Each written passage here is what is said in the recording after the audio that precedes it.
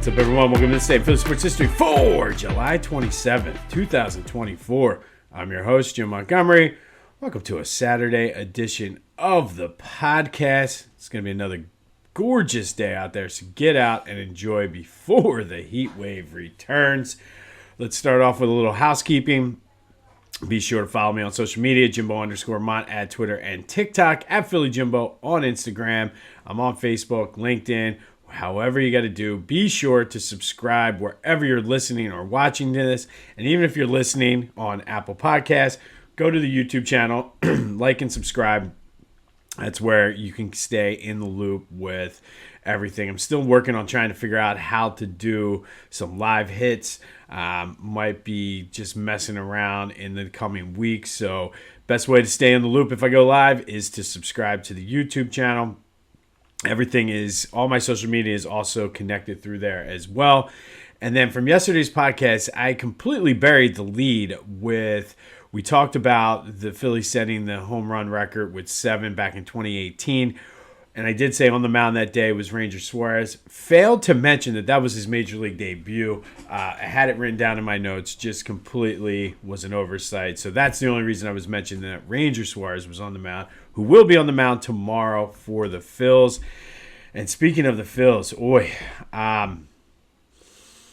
not really sure. That was just a sloppy game. They played piss poor defense. And I think they only ended up with one error, but just mental lapses. Even like we're watching the game, my son was like, "Dad, what are they doing?" And it just was, they forgot to cover bases. They were out of position, threw to the wrong base, just overall sloppy, and it cost them 3-1. They could not get any offense going. Left runners in scoring position, 0 for 6. And it's a shame because Sanchez pitched very, very well. And I know early the umpire did not help them at all. But as you know, I've been very consistent through this, through the time I've been doing this podcast. I'm not going to put the blame on the umpire for why they lost that game. Certainly didn't help, but he was consistently bad on both ends. Still, you can't go 0 for 6 with runners in scoring position. Especially when Sanchez did not pitch bad, he was not getting hit hard. A lot of those defensive miscues really, really hurt him. Tyler Phillips is on the mound today, and again, now they're in a hole where they need to come and win both of these games in order to win the series. They now have a 9-game lead over a new team. All of a sudden, the New York Mutts are on our radar. They beat the Braves. They're playing again today, but just a piss-poor defensive performance, piss-poor offensive performance. It's just they're in a slump. And that leads us to today's question of the day. All the cliches you want to say. It's a long season. It's a marathon, not a sprint. Ebbs and flows. This happens. Blah, blah, blah, blah, blah. Are you concerned with the way the Phillies playing? 267-495-8531. That'll get you into the Back to the Future voice and text line. But basically, is this a blip on the radar or is this a cause for concern? Get your answer in. Get that and anything else Phillies sports related off your chest. You want to talk about the trade I'm going to talk about in a few minutes. What's next for the Phillies? Get all of that out. It's fair game. 267-495-8531. That's the Back to the Future voice and text line. If you leave a voicemail, you could be played on the podcast as well. But is this a blip or a cause for concern? I'm somewhere in the middle right now. And I know it's a work in progress because the trade deadline is on Tuesday. But, man, they're just – I don't know if it's time for a players-only meeting or what. But it's just almost like they were half asleep. Even John Kruk said they're playing like the day after they clinched. Kind of in a fog, hungover, whatever. I don't know, but I'm starting to lean more toward the cause for concern. The good thing is nobody really is running away with anything. The Mets have been hot, but everything they won is still right out there. And maybe I have a little PTSD from the way the Eagles season ended. I don't know, but is this a cause for concern or just a blip on the radar? Let me know. Call or text the Back to the Future voice and text line 267-495-8531. But there was a trade. Austin Hayes from the Orioles is coming up, I should say. And we sent Sir Anthony Dominguez, who actually pitched for the Orioles last night, and Christian Pache. Originally, when this dropped yesterday afternoon, I was like, oh, okay, there's their platoon bat, because Hayes is very, very good against lefties. He was an all-star last year, kind of got pushed to the bottom of the depth chart in Baltimore because of all the young guys they have. He started the all-star game last year, and I know each season is different and all of that. But it does appear, based on what Rob Thompson said yesterday, and he hadn't had a chance to talk to Hayes, Marsh, or Sanchez, but it does look like they're going to give him a shot to play every day in left. And based on his history, maybe that's a good thing, because he can hit righties and lefties. And in Baltimore, they raised the fence, so his home run numbers were down slightly because they raised the fence and actually moved the left field fence back. That bodes well playing at Citizens Bank Park, because his numbers were far better on the road. So maybe that is a change of scenery. Playing every day will get Austin Hayes back into his all-star form. But where does that leave Brandon Marsh? Where does that leave Johan Rojas? And I don't know. Is that going to be the platoon situation? Is there another trade on the horizon? Is Brandon Marsh more hurt than what we thought? I think we'll get more answers to that as the day goes on and as we get closer to the trade deadline. But I do like this trade. All accounts say that I saw a couple interviews from Baltimore players who he was a locker room leader, so there should not be any issue of him fitting into the clubhouse culture. I know that that is one of the biggest concerns that folks have about him, but I like I said, I like this. He should be able to and could excel here at Citizens Bank Park with a shorter fence, and we'll see how that goes. But I do believe that this is just one piece of a lot of major moves, because now the bullpen is severely a need, because you already needed one. And now you're down basically another guy in the bullpen. So I do think there are more moves coming from Dombroski. It should be an interesting rest of the weekend and Monday and Tuesday as we get closer to the trade deadline. But Austin Hayes is coming to Philly, but we don't know yet what that means for Brandon Marsh or Johan Rojas. We could see Austin Hayes in the lineup tonight, so we'll see. And hopefully we get some more clarity from Rob Thompson or even Dombroski. But they're high on this dude. I know Dombroski said he's been trying to get him for the past couple years. So it looks as though he's going to be slotted in as your everyday left fielder. We'll see how that all plays out. But the most important part is, with Tyler Phillips on the mound, they need to get that win and kind of put us in a situation to win this series tomorrow. But it's not been good. Be sure to answer the question of the day. Is this a blip on the radar, or is it a cause for concern? I know the team is kind of incomplete right now, so it's hard to say it's a cause for concern, but I'm starting to slide over to that camp. Be sure to check out my boys at the Clashing Conferences podcast. New episode for baseball dropped yesterday. I have not had a chance to watch it yet, but they're having some fun over there, doing some great things. So be sure to check out the Clashing Conferences podcast anywhere you get your podcasts, as well as on YouTube. And a side note, as you're voting on the question of the day and getting your thoughts and feedback, just kind of putting a feeler out there too. Would anyone be interested in if I did a little something for the Little League World Series, and kind of, I know on Tuesdays I've been talking about the men's issues and things like that. Would anybody be interested in kind of having sort of a reminiscing sort of listen to Little League and fun? So let me know that. Just kind of putting feelers out there. Don't want to put something out if you're not going to listen, or if you're going to be excited about it, I want to make sure I pursue that. So let me know that. All right. Recap of yesterday's question today. Went out a little bit out of order, but we're getting back there. I asked you, what about the way that Vic Fangio coaches his players? Are you on board with it? 100% said, yep, you are on board. These players need to toughen up. Lots of feedback about the way the season ended yesterday, and this is sort of what they need. And there's a lot of talk about players these days, and I know I sort of feel the same way. It's like, toughen up, get yelled at. You're not doing your job. But thank you, as always, for participating in the question of the day. But 100%, it was unanimous. You said these players are fair game to be called out, and they need to toughen up.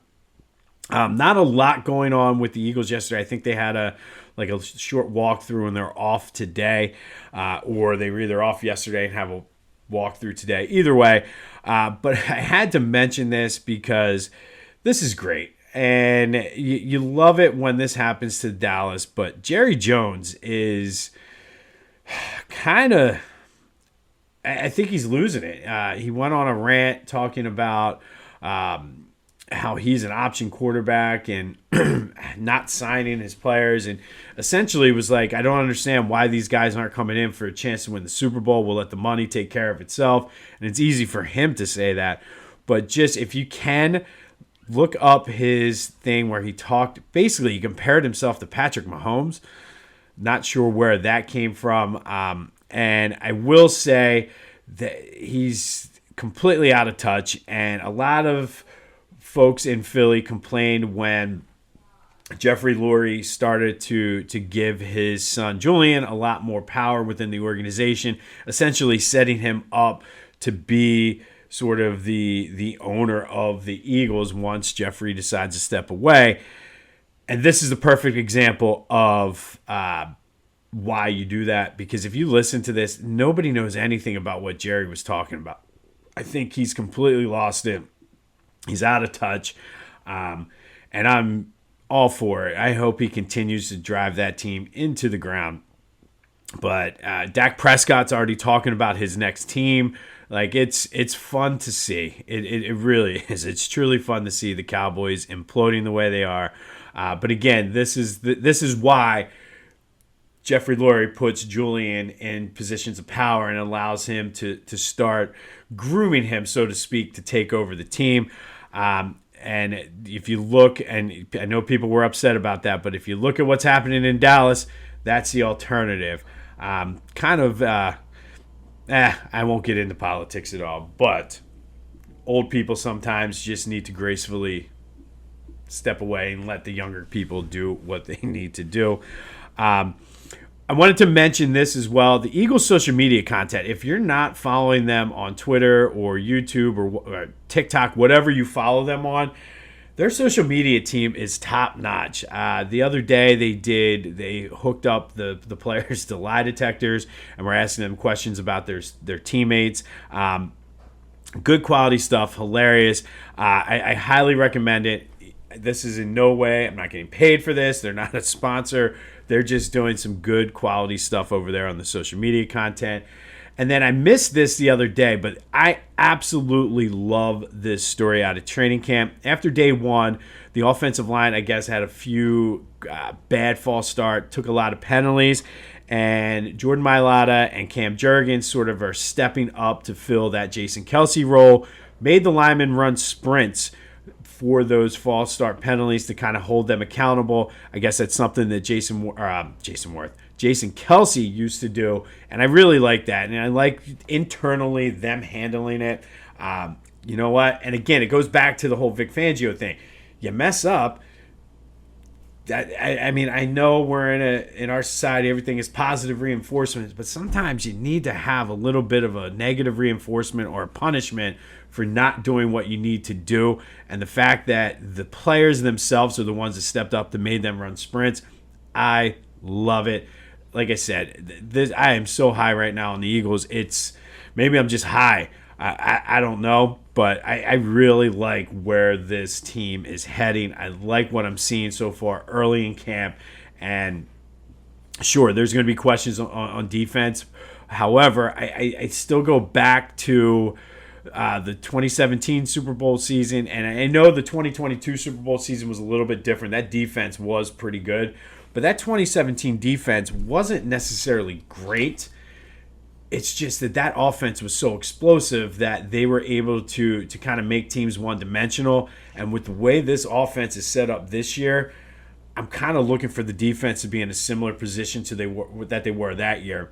That if you can get teams one-dimensional and allow you to focus on one aspect of their game, you're going to do well. And I see a lot of similarities with guys coming in on one-year deals, young guys ready to step up. So I like where this is going. Talk to me in a couple weeks. I'll probably be coming down and ripping something, but we'll see. All right, go to Philly Goat. They have a new Hugh Douglas shirt, speaking of the Eagles, and it's Hugh Douglas. It's a great shirt, and 10% of the proceeds will benefit the Hugh Douglas Fund, or the Hugh Thomas Douglas Fund, which gives out scholarships to juniors in the business school at Morehouse in honor of Hugh's late son. Great cause, great shirt. So go to Philly Goat. They got the T-Mac and Kruk for President in 24 shirts. They benefit Battle Brothers. I really like the Philly Goat is kind of turning and helping out some charities and things like that. Kudos to them for that. They have a ton of great stuff. So go to phillygoat.com. Be sure to put in that promo code Jim Montgomery to take 10% off your order. That's phillygoat.com. Promo code Jim Montgomery to take 10%. But you want to help out the juniors over at Morehouse College in the business school to get scholarships, buy the Hugh Douglas shirt. You want to help out Battle Brothers, buy any of the John Kruk shirts. And you know what? Why not do both? But go to Philly Goat, use the promo code Jim Montgomery for 10% off. Make sure you put the promo code in so Ryan knows that you're a listener. This is another thing I saw come out yesterday, but apparently it happened the other day. Daryl Morey has thrown shots, and I actually like this. I know a lot of people were not happy about it, but I guess he was on 97.5 The Fanatic and basically said, we're coming to take the title away from the Celtics. Sort of laying the gauntlet down, and you know what? Why not? I mean, you basically went all in for this season, and nobody's ever talked like this. The team has never really talked like this. The front office. I like it. I mean, it could blow up in our faces, and it likely will. But I like it. You're kind of calling them out, igniting that rivalry. And truthfully, lately, it has not been that much of a rivalry. So, hey, whatever it's got to do, if that's going to motivate your team to play well and really go all in, I'm all for it, man. I'm not sure why. Usually I cringe at something like this. But I like it because I feel like we're at the spot where it's all or nothing. So lay that gauntlet down, Daryl. Listen, you had an A-plus offseason, so go ahead, talk your talk, and shoot your shot. And now the pressure's on the team. And the pressure was already going to be on this team. And hopefully they just relish it. And I don't know. I'm all in on this. You can let me know what you think of this on the Back to the Future voice and text line. Maybe it's just... I don't know, but I absolutely love this. Union opened up their Leagues Cup tournament tonight down at Subaru Park. They welcome Charlotte FC. Can they keep the momentum rolling? And can they use this tournament to sort of catapult them to a playoff run? Let's hope so. All right, today we are going to go back to 1950. And on this day in 1950, Phillies beat the Cubs 13-3 at Shibe Park. Del Ennis went 2 for 5, including a bases-loaded double and a grand slam to tie a team record with 7 RBI. Yes, Del Ennis with 7 RBI. The current record for the Phillies is 8, and that is shared by Puddin Head, Willie Jones, Mike Schmidt, and Jayson Werth all had 8 RBI in a game. But on this day, it was Del Ennis tying the record with 7 RBI in a 13-3 win versus the Cubs. Ennis is one of those guys that you should know about if you're a Phillies fan. 3-time All-Star, led the National League in RBI that year in 1950. That was the Whiz Kids year, and is in the Phillies Hall of Fame as well as the Philadelphia Sports Hall of Fame. But Del Ennis, one of the greatest Phillies to ever put on the pinstripes, tied the team record on this day in 1950 with 7 RBI in a game against the Cubs down at Shibe Park. And I'd be remiss if I didn't bring this up today. Give you a little bit of a bonus this day. Also on this day in 2008, the curse of Billy Penn officially ended when the Soul beat the San Jose SaberCats 59-56 to win the Arena Bowl, bringing the elusive title drought. Well, I guess if you count Villanova, but we're not counting Villanova. But bringing the professional title drought to an end in Philadelphia and paving the way for the Phillies to win the World Series later that October. The Soul do not get enough credit for officially ending the curse and opening the door for the Phillies to win the World Series, but that happened on this day in 2008. Figured we talk a lot about the curse of Billy Penn, so I figured I would bring it on. All right, and then finally today, our Philly Olympic Olympic Spotlight. Our player of the day is Boyd Martin, who is an equestrian rider who actually is currently, as I'm recording this, is in competition. Equestrian kicked off today. But Martin is Australian-born, now lives in a small town called Cochranville, which is in southern Chester County, roughly about 15 minutes away from where I grew up in Coatesville. And lots of good memories there between going to the fair and playing Little League and all of those other good things. But Cochranville's own Boyd Martin is our Olympic spotlight today. And he is one of the most successful equestrian athletes that the United States has. I believe he's 45, and apparently that is just getting into your prime when it comes to equestrian. The older you get, the more wisdom. It's one of those sports where the older you are, sometimes the better you are. Many, many broken bones for Boyd. But this is his fourth Olympics. He's currently ranked number 3 in the world, so a medal is a very legitimate option for him this year. He is a 3-time Pan American gold medalist. Took the silver in the 2022 World Cup, so he's been performing well lately. And like I said, the equestrian got underway this morning at 3:30 a.m., so he is currently competing now. And I believe the equestrian lasts about a week. And if you ever been to the Devon Horse Show, sort of they have the different ways to do it. I was trying to follow up, and equestrian is a hard sport, man. Like riding the horse, getting them to jump. You have to be sort of in tune with the horse. So kudos to these guys. And if I was reading about Boyd and all of the different broken bones and surgeries he had. So hometown hero for me. Well, not hometown, but close to hometown hero. Boyd Martin is today's Philly Olympic spotlight. Let's go win the gold, make the United States and Chester County proud. Let's do it. I have not, as of the time I went to start recording this, he had not started his rotation, I think they call it yet. But Boyd Martin gives you something to look forward to, somebody to root for as you're having your coffee this morning. Chester County's own. Let's make Chester County and the United States proud, Boyd. On this day in 1950, Ennis tied the Phillies record with 7 RBI in a game in a 13-3 win over the Cubs at Shibe. The record now is 8, and that is shared with Puddin Head Jones, Mike Schmidt, and Jayson Werth. Also on this day, have to talk about it, the curse of Billy Penn when the Philadelphia Soul won the Arena Bowl, paving the way for the Phillies to win the World Series in 2008. Be sure to hit me up on the Back to the Future voice and text line 267-495-8531. Get your thoughts on anything Philly sports related. Vote on the question of the day. Is this a blip for the Phils or is this cause for concern? I'm starting to get concerned. I'm not going to lie. Again, I think it might be PTSD from the Eagles, but this is sort of how they started off, and I don't know. I'm a little nervous. But Dave Dombroski has more moves in him, so let me know, too, what you want to see. Which relievers do you think Brandon Marsh and Rojas should platoon? Should Marsh be the starting center fielder?